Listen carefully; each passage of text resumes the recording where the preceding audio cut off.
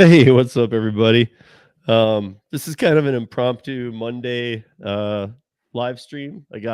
I'm happy to have Ron Entree Courier with me. You guys might have seen Ron on here before. Maybe you've seen, or maybe you listened to his podcast. Either way, thank you for joining us today, because I did say on the 13 minutes of news this weekend that I wanted to talk this week about all these different things, because as far as I know, still, um, uh, May is the effective date for the rule change.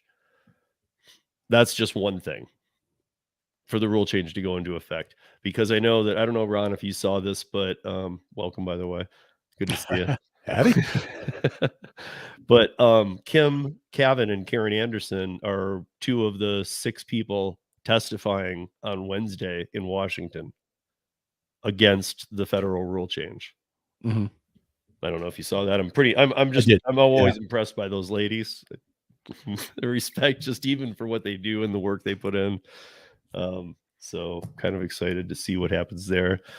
But yeah, so there's all these changes going on. I know you and I were just briefly touching on Connecticut, but I mean, we really should talk about this Colorado thing, because I've had Stephanie on twice now. Mm-hmm. And we've talked to Stephanie Vigil. She is a House seat member for the Colorado House of Representatives, and she is out of district. I can't remember the number, but it's Colorado Springs South, I believe. But yeah, she won that seat, and she's come out here, and she has a bill with another House member, and they have it sponsored by a senator already as well. And so it's moving along. I checked today, and I think Ron checked today, and there is no status update for either a vote in the House or Senate on it yet. Right. But I think Ron mentioned something to me that I find very interesting about this.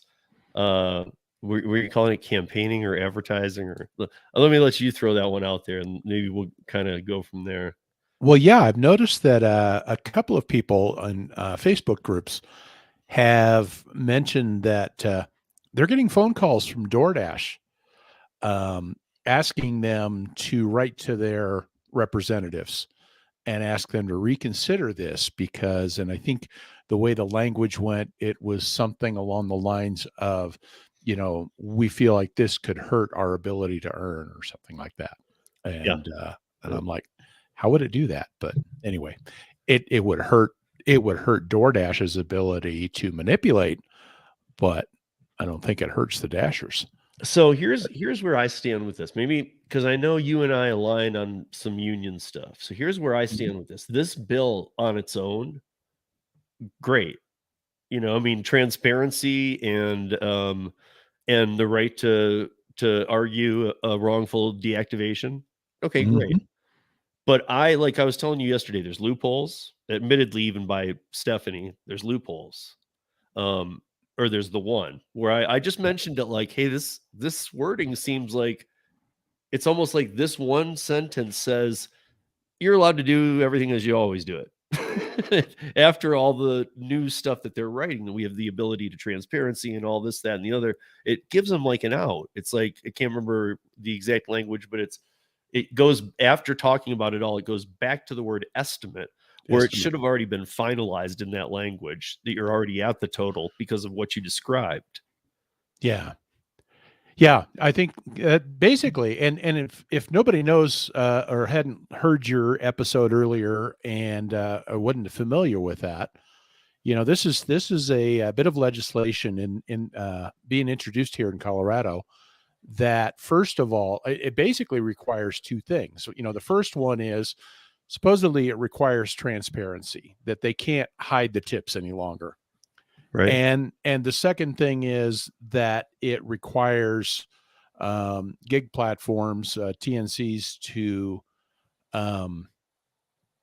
basically provide a little bit of due process, that, they've got to be able to, they have to respond to when there's been a deactivation and explain why. And I think even have an option for people to appeal that. And I think there was even language in there that says, that goes so far as to say that contractors could file a civil suit for wrongful deactivation.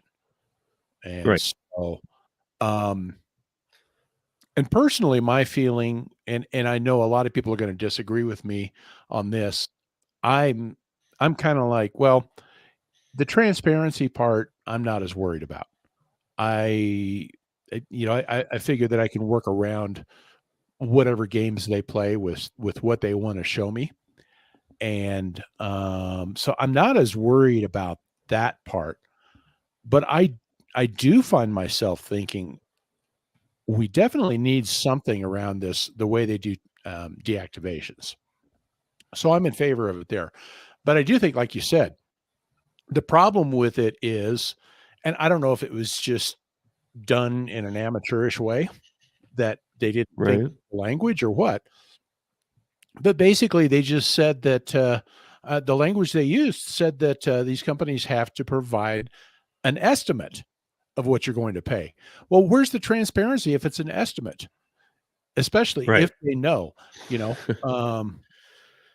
And I don't know if they And had. then, and well, then it also, for those that don't know, this Colorado bill that we're talking about that has some steam behind it. There is um with the estimate, they also say that, so they're talking about how the driver should see everything and the customer should see everything. This is a two-way thing. Right, And then it gets to the point where it says, but, you know, and then there's like a couple sentences about, but the company will only be using an estimate to give these numbers. And then after that, it talks about how there will be a total that will be printed kind of as well. So it's almost like, okay, well, if they give, that's what they do now. They give me an estimate, then they pay me. And then if it wasn't the estimate, then I get the breakdown, but it doesn't help me because that's not what the estimate was. right, So who right. cares? I mean, if they're just going to take everyone and go, "Oh, we quoted you 22, it's 19, sorry. And here's Yeah, the breakdown." That this doesn't was help the me at estimate. all. Yeah, it should be. They should have it that it. I, I would think that you want a little more clarity in your definition of what they're going to display, and Yeah, so it absolutely. is, that it's going to show, you know, to the company's knowledge exactly what the driver's going to get. Yeah, 100%. And, you know, and maybe part of the reason, I don't know, I can't understand why they use such vague language. Um, unless it's just about getting something passed for the sake of getting something passed. I don't know.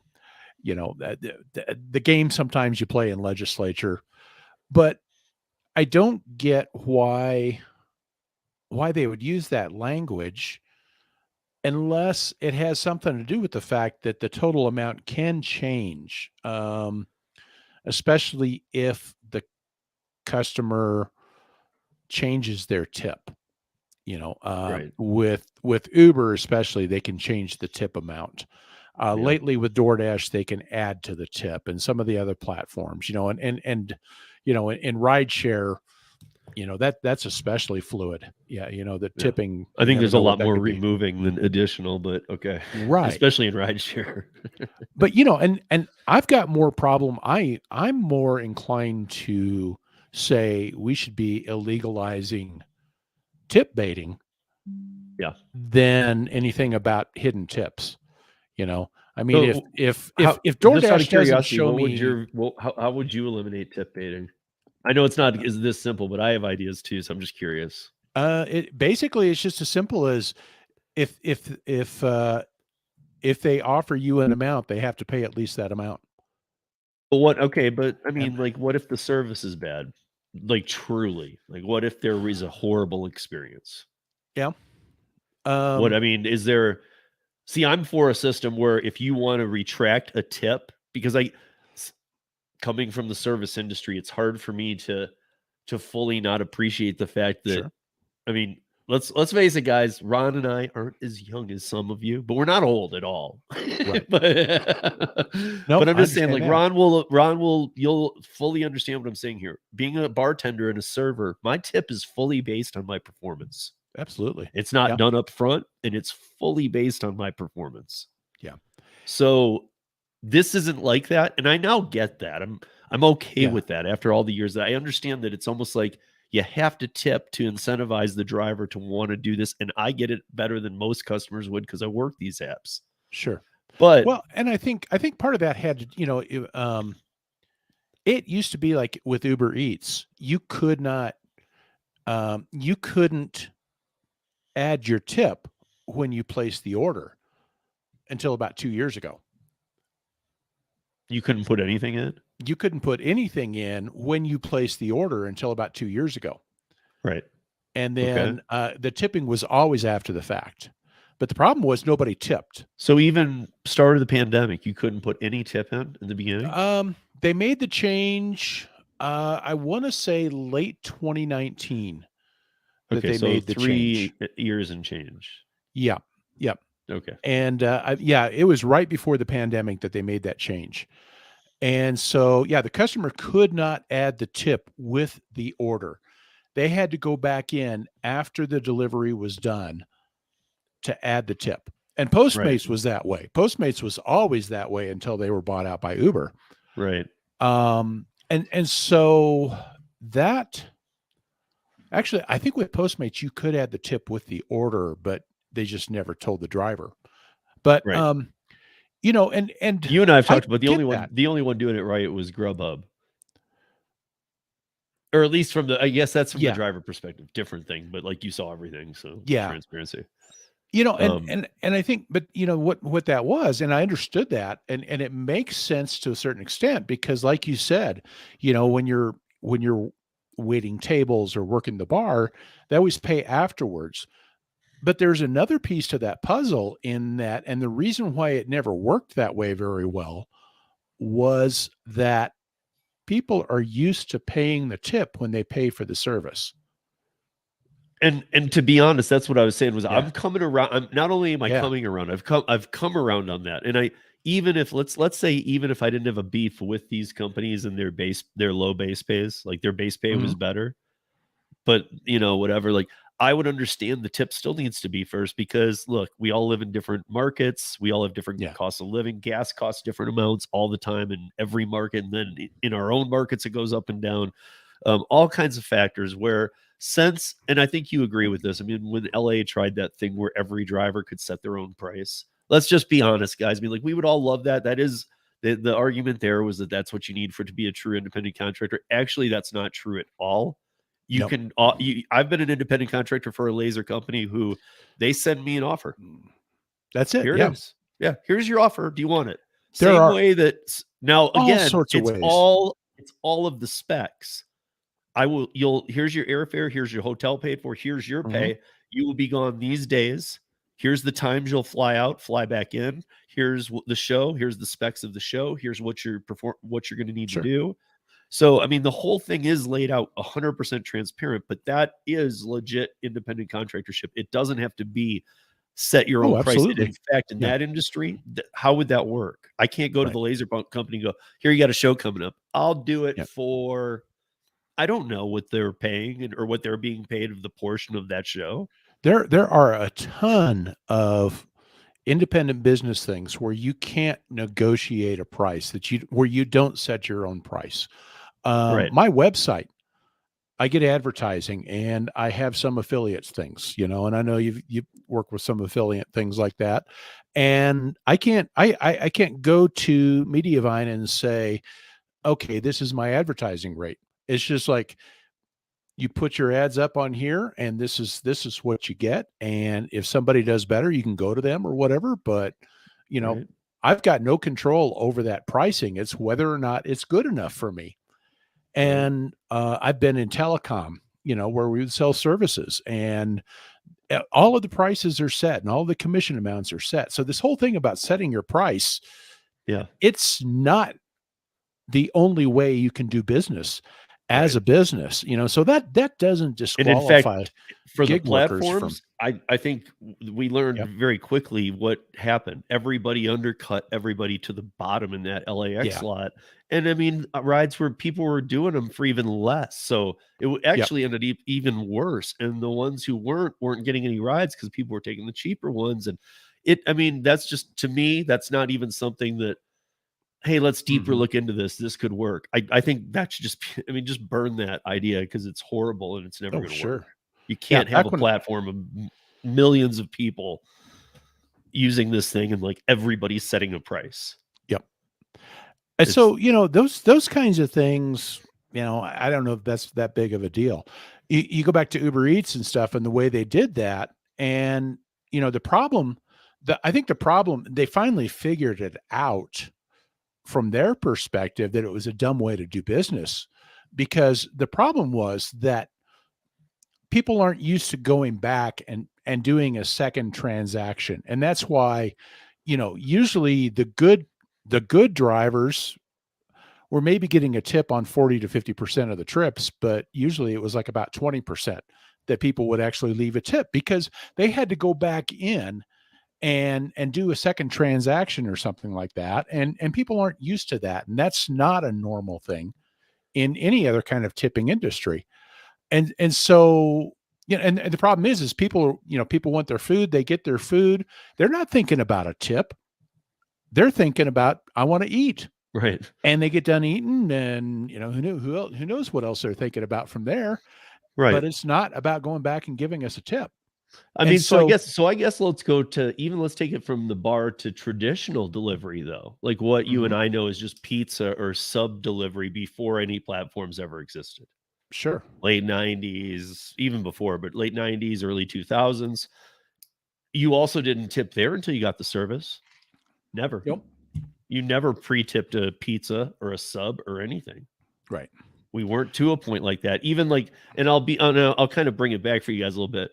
I mean, the internet at the point I'm talking about was Domino's.com didn't have like the tracker and all that. It was maybe a website that had some information, but no interactivity of ordering. You still had to right, call.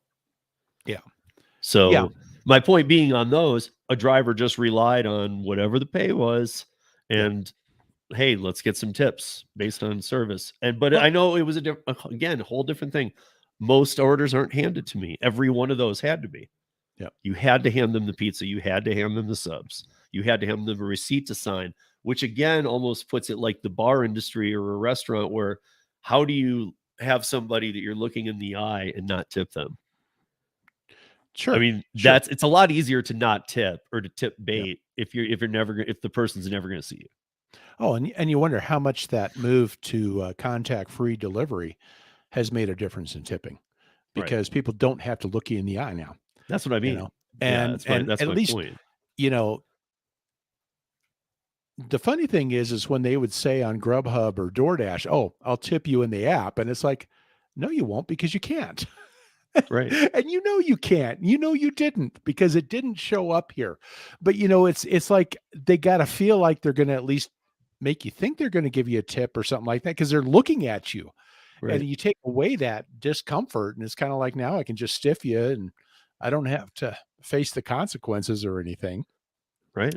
But it's the problem though is that, like you said, I think that was a problem for Uber Eats when you couldn't tip until after the delivery, because it just a lot of people didn't tip.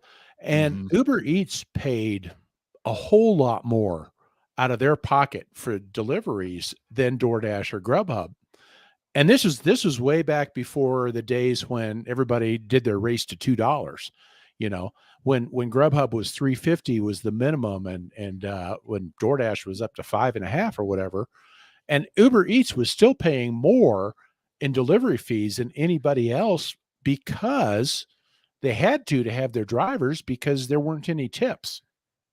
So they Yeah. had to make up for it somehow to be competitive. And Yeah, so they fair enough. figured out somewhere along the line that, okay, we've got to move that tipping up. And the way to do that was to add tipping when they placed the order. And so, but that was the other thing, was there's no way they could get away with paying less unless the customers were tipping enough to make up the difference. So they finally figured that out, and tipping got a heck of a lot better on Uber Eats. But, Yeah. now, I you mean, know again, I believe in it, and I think some of the factors we already talked about. I believe Yep, that I believe that the contactless thing during the pandemic that's so carried over to now. Like sure. I honestly believe we're past that. Like I think you've even heard me say it. Like in Europe, during the pandemic they still handed them the food. never did they even allow contactless. I mean, Mhm. we've like encouraged just throw it in the dirt as an option. Yeah, yeah, Just throw and my dinner in the dirt. unfortunately, there's been a lot of And that. now it's like the default option even. It is, Most and people are like, "Dude, I don't wanna see you," and that alone is tip baiting to me, and that's a I know it's not, in almost every yeah, case, it's not, but, like, it's almost a red flag right there, like, "Okay, well, good chance I'll be tip baited here."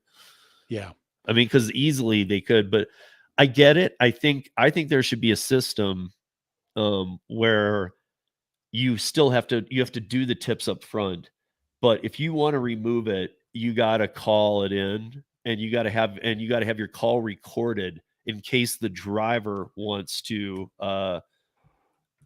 and it again, like, you'd have to do this cleverly because people wouldn't wanna feel threatened at their house, and like, the that's the driver might problem. come back, but maybe somehow, like, where the driver would hear just one of his deliveries in a digital voice, like, transcription of like, Mhm. here is what the person said on a single delivery, why they had to remove the tip. Sure, sure, and I think that's, that's the part that makes it so weird with, gig economy delivery is that there's not much of an option for most customers if the service is really crappy. And, you know, drivers do steal the food and drivers do leave the food in crappy places or Yeah, go to the wrong place or there are a ton of really bad drivers out there. really bad. Yeah. And so and customers have to deal with that and what's your recourse as a customer? Um but the problem is that when you give an option to do something, um there are enough customers out there that are going to game the system that way too, and that's where the tip baiting happens. Now, honestly, I've only ever had my tip reduced one time, on Uber Eats. I've only ever had one time, and I don't know if I'm just really lucky or what. And I knew it was going to happen because there was a big mess up with the food and all that stuff, and And even though I knew it wasn't my fault, I knew the customer felt screwed enough by the whole situation that it was kinda like I was just expecting that to happen, and in fact, I thought the tip would be completely gone, and so I was amazed that there was even anything left, but that's the only time that's ever happened, and I kind of understood why, even though it wasn't my fault, um, you know, so I don't know, but I hear of other people where it happens all the time, and And I always wonder how much of that is that, um, maybe the driver's really not that good of a driver. We don't ever hear that side of it when they complain, but, it's still I mean, ultimately, it's kinda like a contract thing. We're gonna give you $10 to do this delivery, Yeah. and then you end up getting $2, and Right. that's not right either. Yeah. So how do you fix that? How do you fix that in a way that is fair to the customer and fair to the driver? And And see, now yeah, we can kind of bring it around to the Colorado piece here because this is exactly what I was talking about was that okay, so that's you're all about the deactivation thing so much, trust me. I think yeah, that there needs to be I'm not sure exactly on that one how I feel. I'm open to a lot of ideas on how to mhm, handle that because there needs to be something because right now there's nothing. yeah. There not only is there not something good, there's nothing in place No, to help no, a wrongful deactivation. In fact, I know that I used to talk or I still do, but I used to like promote legal rideshare for that. They told me to stop because they said we can't handle wrongful deactivations. And they were just through me, they were promoting it through other people too. And they yeah, got so flooded, they're like, dude, we can't deal with this. yeah. But that's the problem is like with the deactivations, 90% of the time, people don't know why. We detected fraud. Like, okay, what fraud? No answer. Can you please tell me what happened? Or Grubhub has been really bad lately with, they've been sending out stuff to drivers just saying that you haven't met our standards. Yeah, I saw that I saw that some other channels and I had reported on that too that um, that there was like territory sweeps almost. Yeah. Like it'd And be like like we heard about a couple cities out east, and then like I know that my friend Ellen lives in Nevada, in uh Henderson, just outside of Las Vegas. I know some other people, and just everybody was like deactivated the same day. yeah. Was an email And like you're done. Like whoa, what I and it's like, didn't if even you want to drive. dispute this, please give us evidence to show otherwise. Yeah. But they never tell you what it is that you're disputing. Well, And I know some people in that Nevada sweep part of it where they hadn't drove for Grubhub in 2 weeks, uh-huh. and they got deactivated that same day. So Yeah. there wasn't even an issue. Yeah. They They're just definitely decided you're all deactivated. exactly. And so there's definitely an issue there. Right, which Um, needs to be solved. But I also, on the other hand, with this Colorado thing, because I'm all about transparency. My right. issue with this bill is I think it just allows them to continue business as normal. It especially on the transparency part, it does. That's what I mean. I mean, Yeah. I When they also say it's feel an like, estimate, it's like, what's the point? yeah, yeah, you can't. First of all, I don't know how, unless you're putting it in a negative term, you can use the word estimate, be an advocate for the driver, and use the word estimate in a bill. Yeah. I mean, just that word, no matter where you're going to put it, isn't going to fit right. It's not going to sound right to go with that bill No. No, you need because specific it needs to be language cold, there. hard facts Yeah. of what you're asking for, what you're saying is happening. Nothing about estimates. If you allow the company an estimate, that's the loophole they need. That word allows That's them all to they do need. whatever Yeah. they want. And then they'll just like, I mean, look, guys, to be honest, Ron knows this.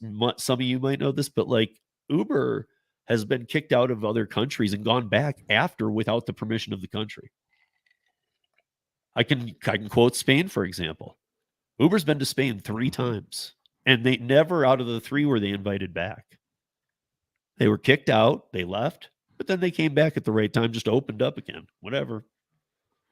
I mean, and then there's other places where they pay the government a little bit. So it's here that we don't have that kind of like just payoff system or like Right. slip the government some funds and how When we much do you do, need for it's us to continue? And even though they're like the taxis must live, and it's like, okay, but what if we give you $100 million? oh, Then there's you a can come payoff back. system. It's just, it's crazy, right? And so There's a payoff system, and at 100%. that's how we have the new Department of Labor rule, because who's paying the campaign fees for Now, all these people? I really like Stephanie a lot. I think she's a very nice person. She is. Everybody should understand too. She is a freshman. This is her first. She hasn't even been there a year. Mhm. This is her first. Uh, Not only her first year as a freshman in the House. This is her first year in politics. She was a Yeah. delivery driver in Colorado Springs, working part time before this. That's Yeah. that's what she did. She didn't do politics on any other level. So kudos to her for getting through the system and getting up to that, Sure. for sure. But I also, in both discussions with her, I heard some words that were make me cringe. She wouldn't use the word union, but she kept talking about these groups, and I mean, it was like I could have just looked up in the dictionary union, and she would have said my groups mean, and it was the same exact thing. Mhm. A small group that pays for advocacy and to make sure that they're not abused, and it was like, well, that's a union. Yep. And she's like, well, they'd be small groups that would protect the drivers, and you'd pay into a system, and they'd all pay into, like, that's a union. Enough. That's a union. And so that's something that bothered me a lot because I can't tell if if maybe she honestly thinks that that's a difference, that group thing. You know what Yeah. I mean? Like, does she? Because I mean, got to give her the benefit of the doubt that she's just not lying. You know what I mean? Like, I mean, does she really think that a group is different than a union in the way she describes it? Because here's part of my problem. This legislation that we're talking about, Colorado Senate Bill 23-098, you guys, I feel like there's a lot of like, this is like bait for us to bite on. You guys want transparency and the right to argue? Hell yeah. And then, oh, your employees. Like, what? Yeah. Like I don't see. I guess I'm trying to understand because you and I both know California went after this in every direction, and instead they just cast a big net of AB5 and hurt the world, kind of thing. Sure. So, but other states are going about this in other ways, than this. Like this, and everybody seems into this one, and I'm cool with that because I like this bill. But I feel like, who are these groups? Is what I need to know. I think that you've even talked about them before around. You've referenced one of the groups, not on this subject, but on something Mhm. else. You had read something on one of their groups. Maybe it was where we found the DoorDash things. Maybe so. But Couldn't remember even it. then, I think you referred to the group as a union or what union wannabe. Yeah. Are Yeah. you, And is there a union wannabe or group or something where you read their newsletter? Because I think that's what it was. Is there one I you could think don't, of? I know the group that you're talking about, or that she's talking about, and it's like Colorado Independent something or another. Drivers Association or yeah. And and technically they're not a union, and part of that is because it's impossible to be a union Right. because I understand they're not. you know But I get the um, feeling that I guess my comparison is union. The only difference is that union requires a lot of legal steps and sure. how you become an actual union. But I feel like these are micro unions. Like Well, they're doing the same thing. and the part of it is that this group is actually sponsored by a union. I think it's part of a Colorado Transportation workers, and but So do you not worry that this is a slippery slope? well, there's a piece where I don't know whether or not part of this is just a play to try and get pushed into. Ultimately, that's the goal, is to force an employment model. And I don't, you know what? I mean, there are times, I got to be honest, when I look at the way that Uber and DoorDash and friends or whatever, the way that they treat the contractors and the way that they kind of walk as close to the line as they can get. I mean, they absolutely abuse the independent contractor status because they still try to control drivers. They still try to get you to take everything. They still try and do all this crap. And to a certain extent, from that perspective, there's a part of me that kind of thinks maybe they shouldn't be allowed to use contractors because they're not honestly trying to use contractors. They're trying to get employees at the price of a contractor. Right. So there's something. I feel like there's something that ought to be done about that legally. But the problem is that what they've done is they've tried to, you know, do something that would handle the situation of 3-5 million, however many delivery rideshare workers there are, and they created a law that basically makes it, or they're trying to create a law that basically makes it, um, they're trying to create a law that basically makes it illegal to um, be self-employed. Yeah. So there's so much in either ProAct or AB5 or all these different things that just make it almost impossible to be um, self-employed of any type of thing, to own your own business. Yeah. And that's the part that bothers me more than anything else. Oh, But I mean, that's the part that bothers me too. I mean, I try and and sometimes I let some of these live streams go in that direction when I have Karen, even sometimes you on, but I do try and keep it to gig content, and it's always relative, even no matter what. But the big picture of trying to take away the American dream and destroy everybody who has an yeah, idea to start a business is just ridiculous. And that, guys, is what happened in California. and I don't, and the other part that I for everything that I said, that they're abusing the independent contractor status. I Right. mean, I want to make clear, I do not want to be an employee. Right. If it ever goes employee, I'm done. Right. I want nothing to do. I Oh, I can no, handle. I honestly don't know who would stick around, Right. and their churn rate. I mean, like you and I both know, you can't like. I've run Yeah, businesses. You can't hire an employee, have them quit the next day, and then just go through the churn rate like you do now because you're going to have unemployment claim. I mean, you'd be out of sure. business. Yeah, You'd be out of business yeah. because I can you'd handle. almost have to make sure at least one out of every two hires is going to stick around. I mean, there's no way to do that. There's no way. Yeah, I can handle the crap that DoorDash does and these other companies because I know how to choose whether or not a delivery offer makes sense. I know how to protect myself. I know my rights as a driver and everything like that. And I look at them as a customer. And the reality is, I think I've said this before on here, that it's like if you own a store, there's always going to be somebody who's going to come in and try and shoplift, right? Yeah. DoorDash is that shoplifter. DoorDash is that company that's going to try and screw you over in some way or another, or Uber, or really any of them. That's the problem, is they're all like that. Yeah. And but I get that, and I know how to operate my business in a way that they're not going to take advantage of me and stuff like that. Right. But the moment that you make them my employer, now they have power. Now Oh they've yeah. got the power over me. I can't say no anymore. I Right. can't. They can send you, like Ron Yeah. and I are in Denver. They could send Ron to Colorado Springs. Yep. And so, Which even if you don't live here, that's an hour away. Go pick up this yeah. customer. And there's Why? no way I'm ever giving any of them that kind of power over me. Yeah. Like I don't want to And do so, that though. But you're being paid and you're not in place, so go get it.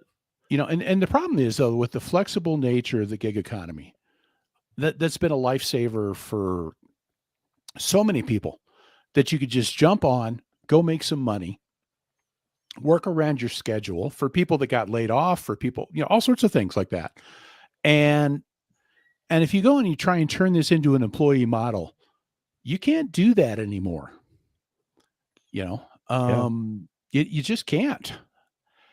And so, and that's my problem is I can see things that maybe need to try and create some protections, but don't protect me to the point of telling me that I've got to be their employee.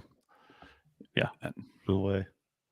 I mean, so, no way. And I mean, here's even further is that most people, I think, especially most people, those of us that do it full time, we also have to remember though, out of the 85% works 17 hours or less of the gig economy. 65% works 7 hours or less. These people aren't taking employee status. right. You have 85% right out of the gate that won't take it. And then the other 15, like the people who come into these live streams and whatnot to learn things, I would guess the percentage is pretty high of even those people who are going to go, nope, I got better things to do if you're going to make me to beat a W-2. Yeah. Well, I think you got a lot of people that they go into this and they think they're employees. How many times do you see people that they're shocked that, oh, I didn't make minimum wage, you're breaking the law? Well, no, you're not breaking the law. That's the nature of the beast when you're an independent contractor. Or just like, do we get holiday bonuses and stuff like that? And I just, sometimes I read some of the Well, Facebook Seattle groups just passed that. just for Seattle just passed family leave just for and sick laughs. leave Yeah. for gig workers last Yeah. week. I mean, to me, that's overreaching. Yeah. Because I mean, guys, I mean, look, do I want everything? Do I want I was talking with Ron about this backstage, and I've talked with you guys on the live streams lately. Do we want Connecticut $36 an hour guaranteed for all active time plus $1.30 a mile plus tips? Yeah, sure. Well, I'll take that. Is that even logically possible? Hell no. Yeah. If it was, and if the companies could make money, they would do something like that to just end all these fights and legislation. It's not doable. It will not be sustainable.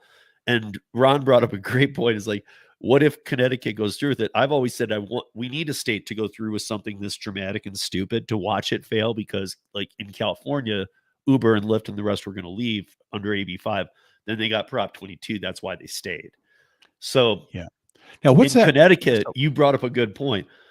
What if there's so many drivers that they're just like, yeah, but it's active time, stupid. And we're not mhm. we're going to make sure you don't have more than 1 active hour per 10. Yeah. Yeah. Where Connecticut's doing, how much was that? Was that $36 an hour? $36 an hour for active time. And it even used Instacart. It said Instacart and rideshare in the article, but then inside the article it says all of them, and it says DoorDash, Uber Eats, Grubhub, everything. And is that 36 an just hour and delivery? $1.30 a mile, even rideshare. Yeah. I mean, dude, let me put it this way. If you live 70 miles away from the airport and you got somebody that said, I need to go to the airport, and you're driving Uber, you're going to get $36 plus $100 on the mileage for that hour of driving them there, because 70 miles at $1.30 is just, I mean, it's about $100.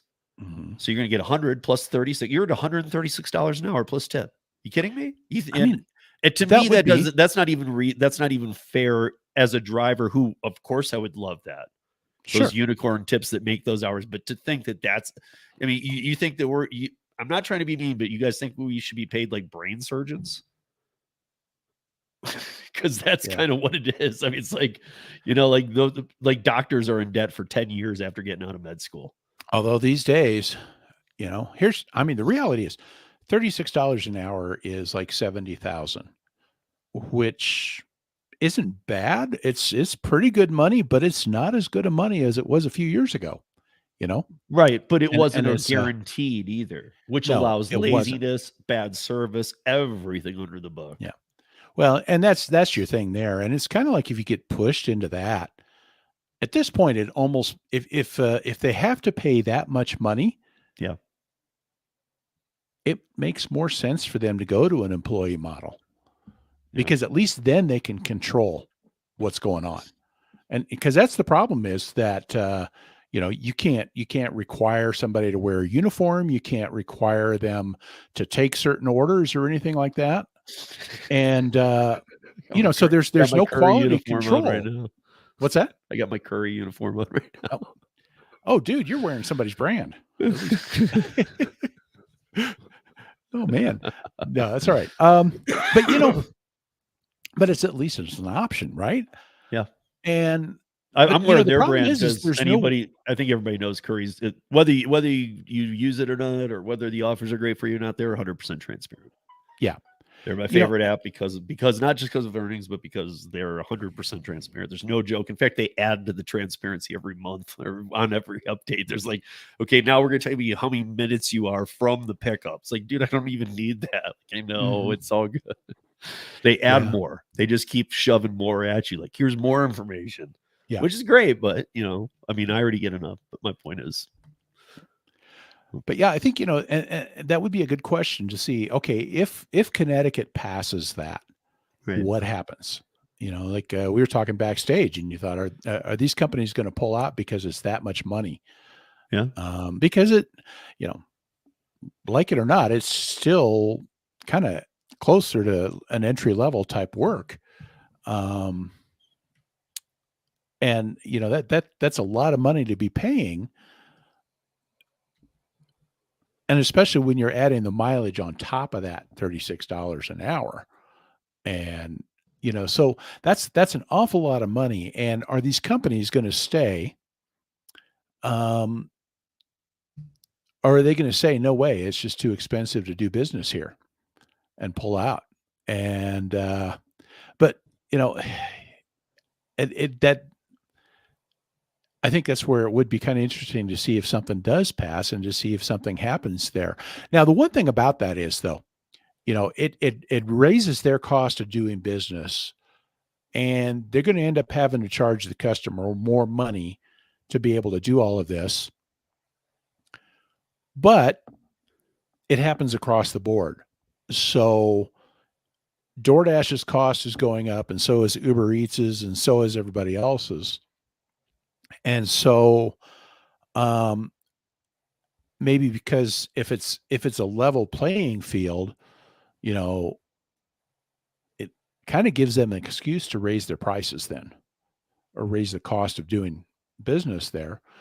It'll force them to raise it enough that they won't get as much business as they used to get because people aren't going to pay that money. Right. And so, because that's the spot they're in anywhere else right now. They can't go out and raise prices on the restaurants or on the customers right now because everybody's already fed up with what they're charging. Right. So, you're never going to see more money coming out of DoorDash here in Colorado or in most other places because they're going to end up having to raise prices or raise their delivery fees, and the market just isn't going to put up with that. So, but look at Seattle though, or look at Washington State and like what they're doing. Like, we Mhm. already know about the raise they did that kind of just bumped it up to a Connecticut style, but at a more reasonable rate. Yeah, Um, but I mean, same thing. Still a little bit of overreaching in my opinion, but okay, that might right. work. We'll But see. then But they then could now add they a little added bit, health and and they family have an leave. I excuse for it. guarantee you, the unions are just picking away on. They're the next level, you guys, and the next thing Mhm. you'll see is that. But even in that deal that allowed family leave and sick leave, and even, I mean, maybe this is normal, you'll know around, but even like you can take leave from gig apps to take care of a family member. To me, that's going so far to the employee model. You're like, whoa, are you serious? This has never been applied to any gig worker, independent contractor, freelancer, anything. So Yeah. but now they're giving them that, but I also know that they're not having to jack the price right now onto that because it's being offset by some like seed money from the government so that they can kind of over time raise the price. My guess Yeah. is that over time they're going to get some legal battles going. Yeah. Because I mean, look, I mean they gave in to California or they went with Prop 22. Okay. Mhm. They went with the new Seattle legislation. Okay, but then now Seattle's pushed. Now that Seattle says, and you're going to give them sick leave.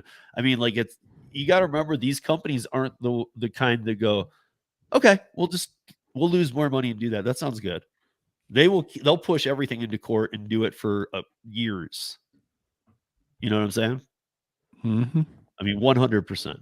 So um, I and recently I got to tell you, I'm not even with some of the other states and what they're doing lately. Like I'm actually Prop 22 doesn't even sound that bad anymore to me.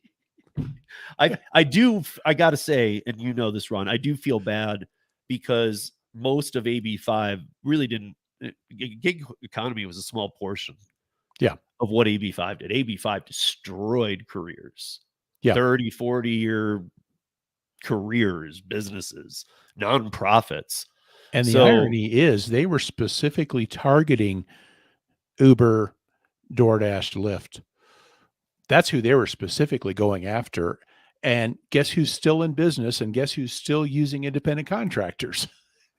So it's like kind of like they just totally failed all the way around. right, yeah.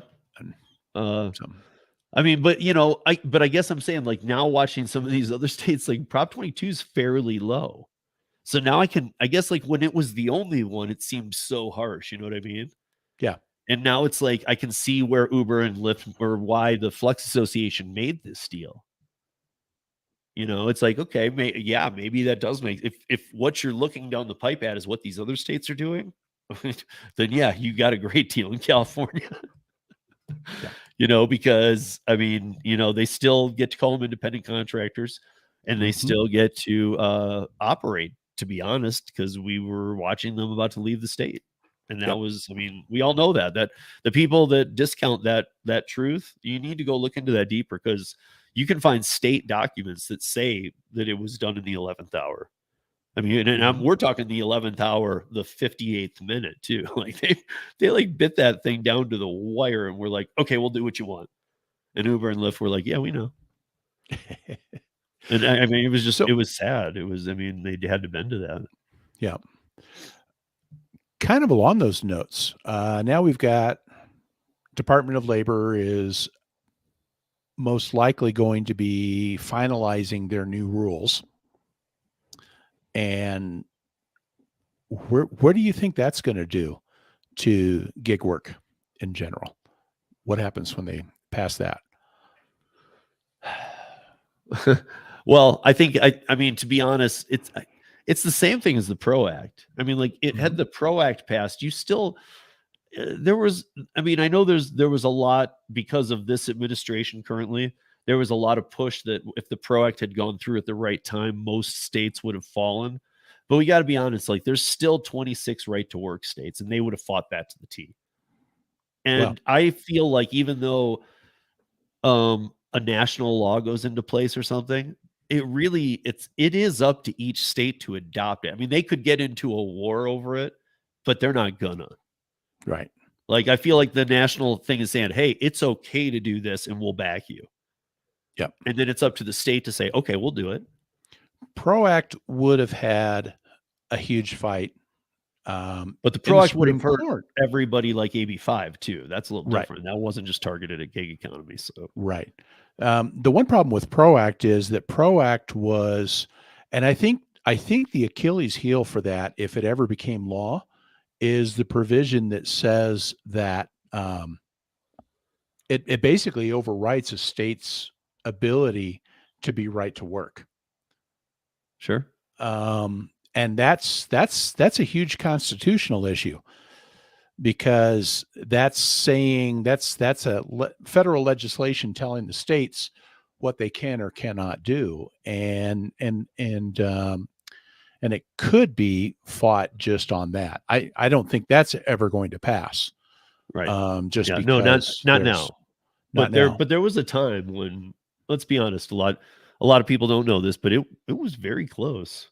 I don't think it was that close, honestly, because they would have Well, had to get 60 senators, right. and it was a fight to even get to 50 because they couldn't get all the It was Democrats to just take such it. an ugly time in both Yep. houses that I feel like it was like to me, I feel like it was coming out of the pandemic ish, or like it was we were Yep. still in the pandemic actually, and I feel like it was like bribery time. Like I Yeah. feel like soldiers could were falling harder than normal. You know what Yeah. I mean? Like, hey man, you want this bag of money? Like, just come on over here to Mhm. or to Proact. Like, all right, But we've got now the Department of Labor has just decided they're going to write their own law. right. They've basically changed their definitions The of rule an change. independent contractor, Yep. and they are definitions that if it ever if it stands up, would pretty much wipe out the gig economy. Sure. And so, but the problem Totally is agree. is that it's not legislation, that um, is a government department that is writing the law, and and that's going to have some problems. I think, you know, even though the law will be, or even though the rule will go into effect probably in the next month or two, it's going to be fighting. It's going to be facing legal challenges right away. So it could change everything, but it's got to survive all those battles first. 100%. And so, it could change things, but it's going to take a year to 2 years for that to happen. Yeah. And But but I agree with you. I think Proact's gone. Like yeah, and I don't think that. I mean, if here's my opinion. If Biden couldn't do it, we're probably not going to see it again. We'll see parts of it. yeah. We'll see dismantled portions of the PRO Act, and they might even get through, but we'll never see a PRO Act package. At least, like I don't think in the near future again. You're not going to see any kind of major changes with anything like this until one side gets just an overwhelming majority, Right, kind of like what California has, right. and then that might happen. And that could happen. I don't know. It's hard to say, but it Yeah, always seems to I mean, kind of literally, like wobble back and forth. But that's part of why I wanted to do this today because, as I always say, I mean, we're taking facts that we read, bringing them to you guys, and yeah, then we're giving you even sometimes I directly word for word read an article and then I give you my perspective and then kind of so on. Ron and I both have websites where we post articles. So we're both for me, I do a lot, every day I'm posting 10, 12 articles in one link that just are that day's news that I'm into, that I'm looking at. And if you guys want to go read it, go in there. They're great articles. You'll see them on all kinds of sources. Ron writes his own. And so we're doing these own, I mean, we're basically taking that. And one of my issues was that not everyone, but there's a lot of channels that talk about this stuff that don't have a clue what they're talking about. Right. And I'm talking about, like, I'm not just sitting there going, geez, man, you don't get it. Like, it's backwards or upside, like it's exact. I've used the words, it's exactly wrong. It couldn't be more perfectly wrong. You're actually saying it backwards. Yeah. And they don't say, in my opinion, or anything. I even on 13 Minutes of News this weekend, I put out there that I was saying, like, look, you got to say this is your opinion. People listen to you. Yeah. People listen to your channels. Like, you got to say it's your opinion. Don't be making it sound like facts. It's because I've heard some facts where I'm saying, I hear people say things, and then I can actually go to it. It's already done. And they what they are saying is going to happen already happened exactly backwards of what they said. Like, where it's already done. And I'm like, what are you talking about, dude? Like, 100% wrong. So Yep. the opinion part is huge. You know, I know that, like, North Carolina, Minnesota, they're looking at, like, using the roads and taxing drivers and the companies or the drivers directly to throw into redoing their roads for rideshare, because they said the TLC in both those states needs to, that taxi and limos need to.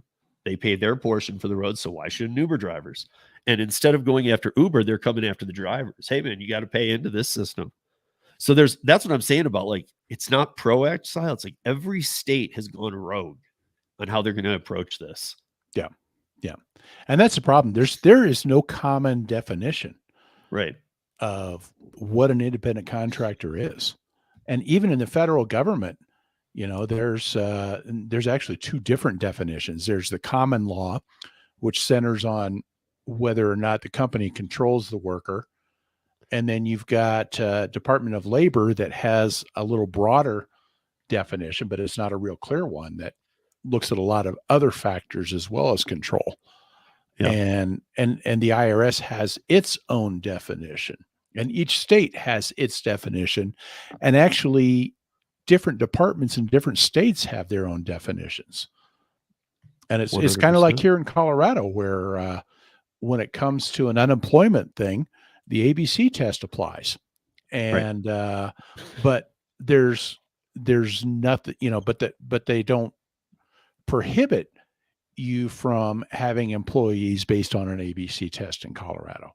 So, it's just like there are just so many different definitions, and somehow we just need somehow, I don't know, maybe we don't need to, because be careful what you wish for, but it's kind of like, if you can get a common definition or something, then at least you can work from that and not have all this uncertainty.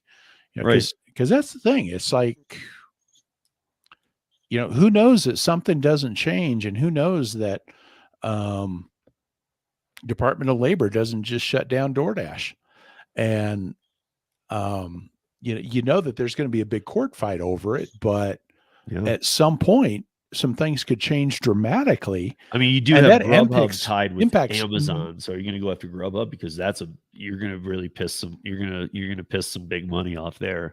Sure. Um, But the problem is you can't go after one without going after the other. That's what I mean. So I mean, like, the Flex Association already is moving state to state and putting in money where they need to as a group. And the Flex Association, for those that don't know, is rideshare. It's Uber, Lyft, it's DoorDash, Instacart, and I believe, I don't know if Grubhub's in it or not. Actually, I don't know. I'm not sure, because they did not participate in the funding for Prop 22. I would think at this point too, they're probably not, because, again, opinion, but because I know that they're not bought by Amazon yet. However, they have a temporary merger to see if it'll work out, and then behind it's a deal if Amazon wants to buy it. So my guess is they're just staying out of that crap right now and just dealing with their merger to Amazon potentially. Yeah. So, Yeah. but again, that's just a guess. They're letting the other companies throw in the millions because to be honest, I don't think they have it. I mean, it's funny because Lyft doesn't really have it either. I mean, Lyft's as low as it can be now. It's horrible. Yeah. I mean, it's just, I mean, I was saying the other day, it just blows my mind that during the global pandemic, the day, I mean, what was it, March 29th, when we had the stay-at-home orders 2020? Mhm. Or maybe it was shortly after. That's when they announced the CARES Act or whatever, was the 29th. But maybe it was early March or whenever that first stay-at-home order came, we were all like, "What does that mean? What's a stay-at-home order? Oh my God!" And freaked out. That is the day when literally, and for a while, it was because they were telling people don't do it either. Literally, there were no Uber and Lyft rides, none. Went Mhm. from, delivery had a little business, rideshare had the big portion of it, to rideshare had zero in one day. And at that point, Lyft didn't say, maybe we should do some grocery or food. I mean, to me, it blew Right. my mind because it's like Uber already had Uber Eats, Yep. but they're the only two national known rideshare platforms that are big and like can do something like this. And Lyft did nothing. I mean, it's almost like they took the pandemic off. It's like you should have been doing grocery delivery and you should have been doing, even if like we were saying what a bad job you were doing, like we do about the other platforms, even if you just did it like Big Brother Uber, like I've said before, Lyft, when I was driving Lyft in 2015, 16, they were on a much better path for my earnings here in Denver than Uber was at that time. And then for some reason in 2017 or 2018, they decided, let's just follow Big Brother Uber and just changed everything I liked about Lyft as a driver and said, no, we're just going to be just like Uber, but pay you worse. I was like, what did you just do? We were doing good. Like I was jamming. And I'm not saying like it, to me, it didn't even make sense. It's like, the pay was good. The rides were often, the clientele was better. But it wasn't like I'm saying like the pay was 3 times Uber's and like, well, why are you taking it away? Clearly it would have been because of pay and they can't afford that. They were still so close, but the perks and how often you could get rides and the people were tipping on Lyft more often. All those factors like made it so I was just more into Lyft. As soon as they decided to be like Uber, they actually fell underneath Uber and I had to go start doing more Uber again. Yeah. So it's, I don't know. I feel like they gave up. I feel like all these companies are just, I don't know. Like you said, I feel like, and I've said, I don't exactly know what it would be, but look, we have independent contractors, freelancers, all that is classified already. And I know it's not like spelled out to the definition you'd like, but for the non-gig economy, it's worked since whenever. There's been some arguments to it, but it's worked and nobody's really questioned it. Freelance writers, all the people who were abused in California and still are out, they were able to do business, pay their taxes, and do business correctly, exactly how you should legally for Mhm. 60 years. And then AB5, which should have only targeted the gig economy, destroyed them and the gig economy got out. So in my opinion, the gig economy, like you were saying, something to kind of make like a pH 0, like a level for all of them to work off, needs to be like a hybrid gig economy. Like you guys are not brick and mortar, not even that. You're not freelance writers. You're not, if you're going to target the gig economy, you got to give them a subsection. You got to have they have to have a genre or something that is their own.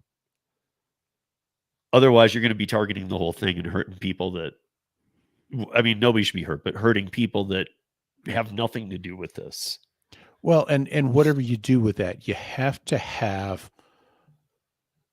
a clear enough definition that doesn't require you to make exemptions because of other people that were caught up in it. And that was the problem in California, and ultimately that could be the undoing of AB5 because they made exemptions for all these groups, but there's no rhyme or reason for how they chose that other than these people have influence or these people have money. And so will exempt them from the law, but other people that maybe don't have that influence, they don't. And if you can't have some kind of definition that determines why somebody is an employee and why somebody isn't, then you got a bad law. And that's 100%. part of the problem that they're trying to do, is trying to, maybe trying to police some of the gig companies, but how do you do that without, devastating millions of other people? So, look, we've hit on a variety of things here, obviously, but so we can wind things up with this Colorado bill. So what do you see happening now? Because we I, seem to oddly we seem to be the focal point, but however, at the same time, and you and I know this, there's a lot of news outlets you can read. There's some that aren't worth reading, all this, that, and the other, but this is not making national news like it did. Like for no. a quick beep, it did, and everybody heard about it in Stephanie, and now it's gone. Like I don't see it ever in the news anymore. Even in our Colorado news, it's not in there much. I think it's because it doesn't hit the hot buttons. You know, outside of drivers, transparency is not an issue. And, But I'm reading bills on Washington, Connecticut, yeah, Minnesota, but those North Carolina, companies, what all they're doing is they're all addressing wage. They're all addressing what people are paid. right. And those are enough of a hot button that they get attention. Sure. If all you're doing is you're putting in something about deactivations and transparency, while those I think are important things, and they're definitely, especially I think with the deactivation, is a major issue, but it's not the kind of thing that gets attention like $36 an hour in Connecticut. Yeah. And so I think that's a lot of it. Right. Is Or the it's health just like benefits or the yeah. it doesn't tie into kind of the hot issues for The particular but the groups. problem is it might be, I mean, again, I'm looking for the trap door. I Sure. feel like too often when I was talking in both instances, again, I think Stephanie's great. I think she's, I hope she gets a lot done. And I hope she gets some of these a bill like this passed. I hope there's no group behind her pushing her already on the next bill they want that's like union or something. That's my hope because this bill Sure. itself, I mean, I found a flaw in it and she agreed. So, I mean, this bill itself has a few issues, but overall, I don't think anybody disagrees with this. My radar goes on of, okay, I don't care. Like kind of like you, I don't care so much about this. What's behind this? Yeah. What's the next thing to? I mean, we just watched in Seattle. It wasn't but 8 months ago that they said, okay, here's what they'll be paid, and then it was last week that they said you're gonna get paid family sick time. Like really, like I don't know any independent contractor in the country that gets that. Period. You don't get into that system unless you're an employee. Yeah. And so I just feel like is this all that we want in Colorado? And if it is, why are more people not looking at it? But I guess I feel like it's to get everybody behind. Of course we want that. And then they believe in that kind of push and maybe the group and all that that's doing it. And then there's more to come Yeah. from those same people too. I mean, of course there will be more to come, but I mean, like almost like as soon as that door shuts, it's like we're going to do this too, and maybe the next thing will be kind of good too. But then all of a sudden you're going to hear about franchise model or W-2 or union dues or groups. And as we mentioned earlier, guys, to me at least, groups is a trigger word for union or union to come. But I don't know. I guess I'm wondering because Sergio and Chris did their weekly live where they had Stephanie on as well. They were talking to her about it. I've talked to her about it, and I got the Show Me the Money Club, and I got to say, like, it's. I think you're a fan of this bill. I guess I am too, but I'm almost not because I don't believe in the system and I don't believe in who's behind it. Fair enough. Fair enough. Um, I'm I'm in favor of the principle, Me but too. Yeah, unfortunately, my issue or my concern has more to do really with the problem is if you're going to pass something and then you write it in such a way that it has no teeth, sure. what's the point? Right. Right. And so, um,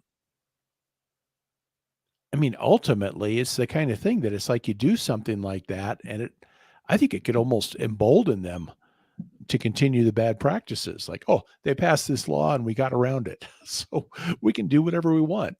Yeah, I mean that's the other thing too. If even if it does pass, like I was saying, what I did find in there was, I don't know, that's not good. You can't say you can't say estimate. You can't define this whole thing, and we already went through that on the Stephanie piece. So if you guys want to see that, go back and either watch the Para one or the one on this channel that I did with Stephanie, because in both I talked to her about that. Mm, Or at least I know I did in the Para one that was recent. So if you go to Para Gig Smarter channel on YouTube, you check that out. There's an interview with Stephanie, and I bring it up, and I actually point out the exact section, subsection, everything to her. She seemed impressed that I knew 4C3. And she's like, okay. And she's looking to kind of go to where it is. And I'm like, that right there, third sentence down. What is that? And she was just like, what do you mean? And I was like, well, you've defined everything above, but now you're using the word estimate. And to me, that's a loophole for them just to go, yeah, we'll sign this bill because we don't have to do anything. We'll just keep going how we do. right.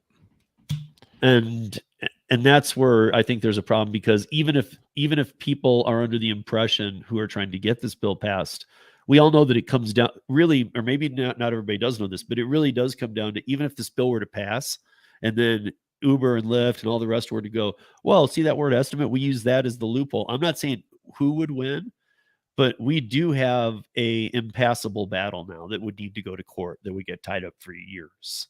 Sure. So it's almost like, if you put out legislation, here's how I view it. If you put out legislation that has some miswordings, it almost might be in the favor of these gig companies to sign off on it. Like, Yeah. sure, If you're going because to we do have it a right. great lawsuit here as soon as you push our buttons.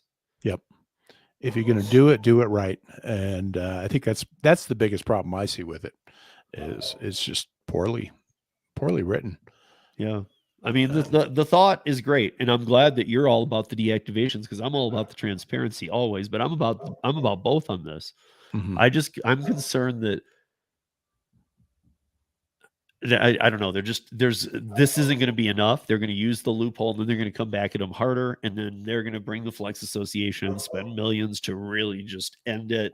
And that's where I think where we're kind of at with every state. I think we're going to see tons of money wasted, and in the end, there will be a way that, yes, even to support these legal fees, they might raise passenger fees a little bit, but I do truly believe they will take it out of the drivers even more. If you guys don't think they can go even more, I think they will. I think they will go even more out of our pocket for all of these legal bills that they have to fight.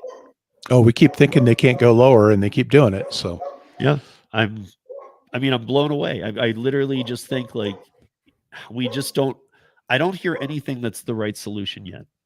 mhm. And I'm afraid that if these things get passed through, we're going to have to actually watch them fail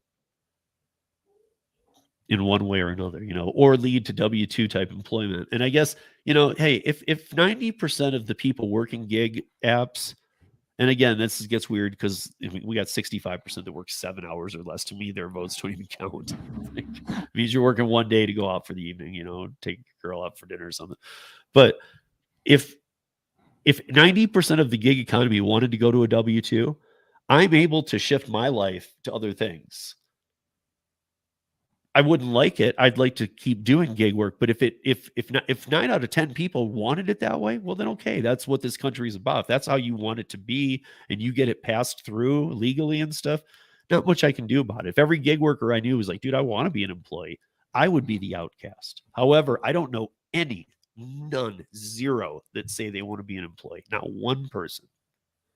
Even the people who fight hardest, the California groups, Nicole Moore, all those kind of like advocacy groups that go way to the other side. even they don't want to be employees. Right.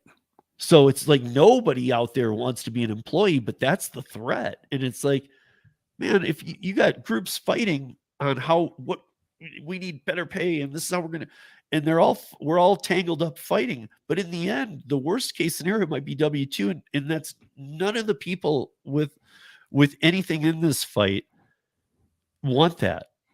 Like if you got 8 different groups or sides coming at this, none of the 8 want it. But yet we might get it forced down our throat. Right. I don't know. To me, it's like, again, you said it earlier too. Be careful what you wish for, because if you're sitting there going, I'm moving to Connecticut, $36 an hour and $1.30 a mile, I will work 24 hours a day. And okay, well, And you're going to get to Connecticut. everybody else will.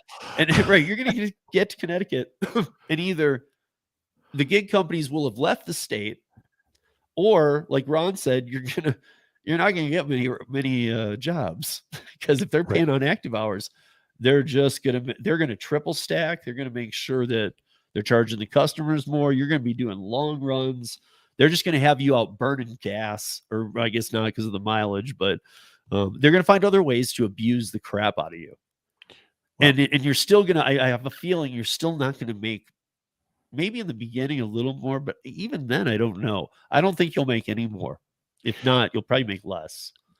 I mean, you think of it, it's kind of like when you have one zone that has like a huge peak pay, or if you're doing rideshare, and you get one area that has a huge surge, and it just like it draws everybody into that area or something like that. And so you might make more on each delivery, but you got so many people that are competing for those orders that you just don't get that many orders anymore or something like that. And I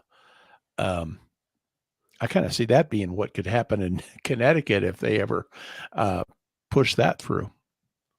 Yeah. Well, I mean, from what I've read, it sounds like everybody in Connecticut's on board with this. And I know Connecticut heavily leans to the left. So it's, I mean, I don't know. It sounds like they have the people in line when you're doing the head count to make sure you got the votes. It sounds like they have it there pretty easy. Like this one doesn't sound like other states where it's, yeah, they look like they're going to have it. This one to me even looks like they got it if they want it. Mm-hmm. But why? Why would you do this? Why would you push this far? Because in one way or another, these gig companies are not going to pay you $130 an hour.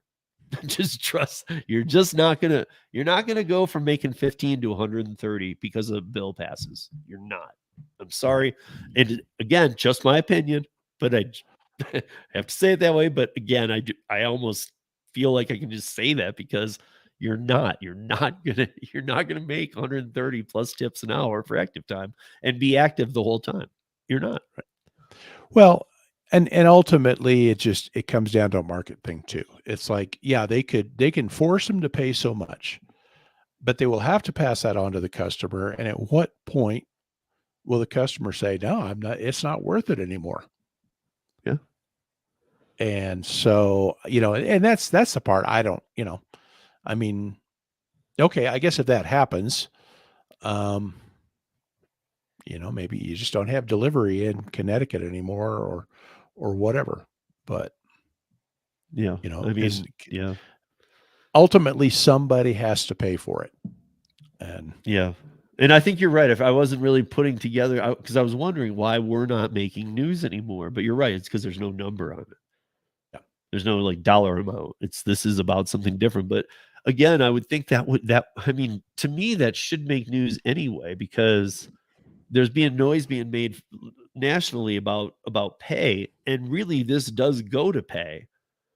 But I guess I get what you're saying. That it's almost like they view it like this really only targets, or it's only going to grab the attention of the drivers. It's not a big enough article for us to run nationally. And it's like, but the other ones are, and it's like, yeah, even if somebody's not a driver in Connecticut, they want to know about this crap with about $36 an hour, because the minimum wage, we looked it up, I can't remember, it was like $10 and change in Connecticut.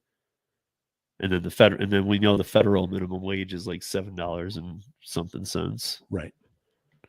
So you got a federal minimum wage of like under $8 and you have a Connecticut minimum wage of under $11, but they think that anybody working on an app needs to be paid 36 an hour plus $1.30 a mile. I know. I mean, that to me, that's like, dude, you even set a minimum wage that's a third of that, and not even including the miles. Yeah. What is that going to do to saturation in that area? Yeah, I mean, and will there be saturation, or will they just pull like what you were talking about with Grubhub deactivating like an entire city in a day? Like, Sure. will they just deactivate? I mean, they'll tell you like the earn by hour with DoorDash, where you can only is it decline 1 or 2. It might have changed to 2. I don't know, but like where you can only do that to get it, and how how weird that works. I mean, like, maybe they say if you decline any, you're off the platform. They'd run into legal issues on that. Yeah, I know, but they're running into legal issues everywhere, and they're just not going to pay 36 plus $1.30 a mile. Right. I mean, Instacart pays a minimal $8 and no tip for a 56, 70 item shop. That's to the store, shopping, delivered. That's an hour plus to maybe even upwards of 90 minutes, depending on how far you're driving, for $8. You think that they're gonna now be paid 36 and 14 for miles, so that they're being paid 50 an hour from 8? You think Instacart's gonna just go with that and pay them 600% what they're paying them? Well, here's the other thing that's going to happen generally if that happens is that if they do, um, they're going to quit recommending tips. Oh yeah, I mean, but let's Because be honest, man. Like, again, I would see trap doors myself, but if I lived in Connecticut and they made that, I wouldn't care about tips. right, In fact, I'd go back to rideshare full time. Grubhub actually did that in California after Prop You know, 22 went into effect. They started putting little notes, and the recommended tip would be like either no recommended tip or it'd be like $1. And if you hover over the little information thing, they'd have a note that says because of the new pay, the drivers are getting paid well enough. It was almost like they're getting paid well enough. You don't need to tip on top of it. yeah, And the reason that they did that is because the thing is when you do a recommended tip and that gets just added to the total and then people check out and most of them don't even pay attention to it. But that makes it look like they're paying more money. And Grubhub had to add fees on to cover the extra cost of doing Prop 22. So if they recommend less of a tip, now it doesn't feel like the cost of delivery has gone up. sure. So, that's what would happen in Connecticut is essentially they would bump the price, or they would bump up the delivery fees, but then they'd quit recommending a tip or putting a default tip in there. And that would make it look like the price hasn't gone up as much. Right. And Yeah. so, the driver still makes more money or something like that, but they certainly don't get much in tips then. Do you know when ours is being voted on, Senate Bill 23-098? No, I don't. No, I don't. Is that not public record yet? Is that It may be that it's got to get through committee or something. okay? Because yeah, I was looking before we came on. I was like, I didn't see an actual date of either when it'll be voted on, but I didn't know if like that would be public knowledge yet, or I mean, it should be public record once it's legit and it's going to be discussed, right? I mean, that should be public record. Yeah, you would think. I would think, yeah. I don't. I'm because I guess I'm saying like even if like you're not able to watch it, it's still public knowledge that it's happening because you're supposed to be able to know everything the government's doing. So it's. I think you'd be if you wanted to look. I'm sure you'd be able to find it. Is what I'm saying. So Sure. As far as I know, it's not being voted on yet, but I guess that's what today is a bunch of crazy ideas that states are actually trying to pass, and some of them might go through. And unfortunately, like Ron was saying, I feel like we need a definition for this gig economy. Look, I never wanted regulation. I am literally starting to understand we need it. Bottom line, there needs to be some. If it's not regulation, there needs to be a definition for this for the gig economy. There If for no needs to other be reason that we know where we stand, right, but that it's also separated from newspaper writers or people who are already at threat from chat AI, like freelance or cartoonists, freelancers, nonprofits, singers, musicians, interpreters. Like we don't all these people shouldn't be caught in a net. So we need to be gig economy needs a classification. It does. Yeah. Because those people all used to go. I know a lot of them are either consider themselves self-employed as a title or freelancers, but they all fall under the independent contractor umbrella. And some of them even refer to themselves as independent contractors. And I feel like that's the trap here, is that the gig economy picked that word, independent contractor. And now and that's the umbrella of which everybody's fallen under who has legit businesses for 50 years, for so long. They need to be given something different. They can't call it that. Or they could say you're a hybrid IC or something that defines you work gig apps.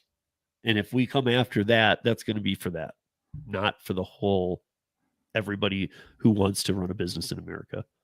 Yeah. That's my big thing. Again, when I said 9 out of 10, if 9 out of 10 people want to be employees, and that really was a vote, and I mean like really was voted on truly in every state, and everybody decided overwhelmingly that's what they wanted. Well, we live in a country where that's what we have to accept then. And that's what it would be, and they would go to that level. I don't think that that's the answer either. I think we need a new definition, but then I think they need to learn that we can't have an ABC test that doesn't allow anybody to be something. Like even in the gig economy, and if they had a sub definition or a different name for the gig apps, like it doesn't matter. We need something better than an ABC test. Because let's face it, that was almost written knowing that all of us can't pass it. It's like, let's write this thing so it's fair. Well, but if you read it, the B prong says, well, nobody can be one. I mean, that's not what it says, but it pretty much does. I mean, I can't remember why I'd heard the argument about plumbers a couple times, but like maybe plumbers. But I was like, and I mean, I've even had Kim Cavan explain it to me a couple times. I was like, I feel like we can find some other ones then if you're going to find plumbers. Like, what about electricians? Like, Sure. but she was, when I say those kind of things, she says, no, you can't do that because that won't pass the B. So I don't know. It's a big mystery, but I think without defining the space itself, that I don't think any of this is going to get anywhere except for causing major chaos and problems. Yes, that's my 2 cents. Yeah. But that said, you guys, Ron, so you guys, if you haven't checked out Ron's website, entrecourier.com, go check it out. He's got lots of articles up there, lots of good reads. He's got a podcast too. I don't know how often Rod is posting to the podcast, but hasn't been much. Maybe might start to get a little more active. It's hard to say for sure. Right. But I mean, but any of the ones you go listen to, again, his website, if you haven't visited it before, and his podcasts are great. I've done other pieces with Ron that you can find on this channel that are very good. And Ron, thank you for joining. What do you got going on? Anything that you want to share, or anything coming up, or? Oh, nothing that really stands out at the moment. Just kind of doing the day to day. Okay.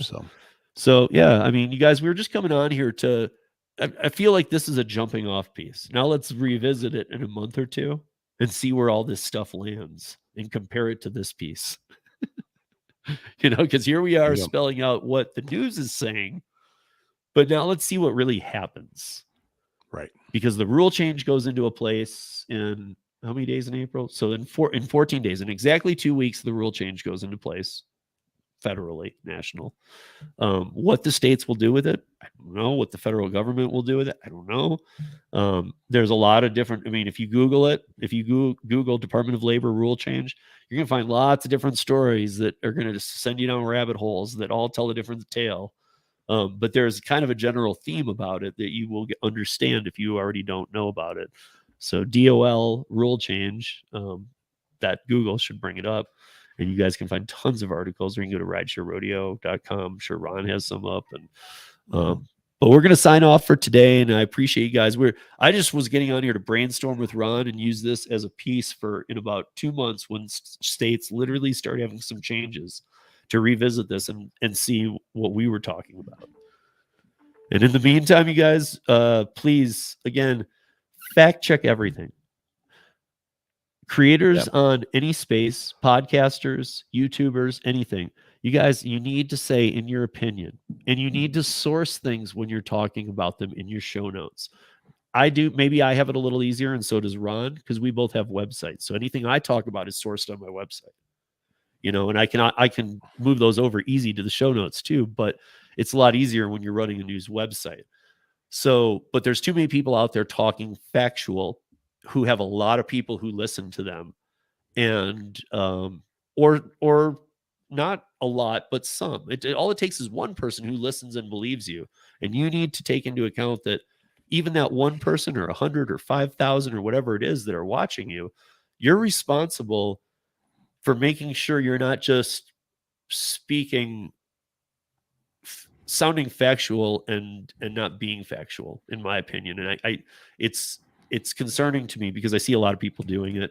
So just please, even your favorite people, your favorite creators, your favorite channels, fact check them. And it's not on anybody. Just make sure that suggest nicely to them that they provide links for facts when they're stating them. Because don't just believe everything you hear. It's not like YouTube is that much better than the dirty media sometimes. It's there's a lot of crap out here too. So there's a lot of but that said, thank you, Ron. And what is today? Oh, tomorrow you can catch Holly and I doing on Holly Savvy Shoppers channel. We have Matthew Tellis, the grocery guy. We're gonna be talking about dumpling versus Instacart, and that's always fun when we have Matthew on, because I know you know him from Twitter, Ron. Matthew is quite a character. I love talking to Matt. He's a lot of fun. So check out Holly. That's 4 p.m. tomorrow Eastern. And until then, you guys, tomorrow is the last day. Taxes. I'm not going to say anything. Just taxes. If you haven't filed, if you haven't done your taxes, if you haven't sat down, my guess is you're not doing them. File for the extension today. Right now, irs.gov. That said, we'll see you tomorrow, and then I'll see you on the Last Mile on Wednesday. And Ron, I will see you shortly. Alrighty. Till then, everybody, have a great day.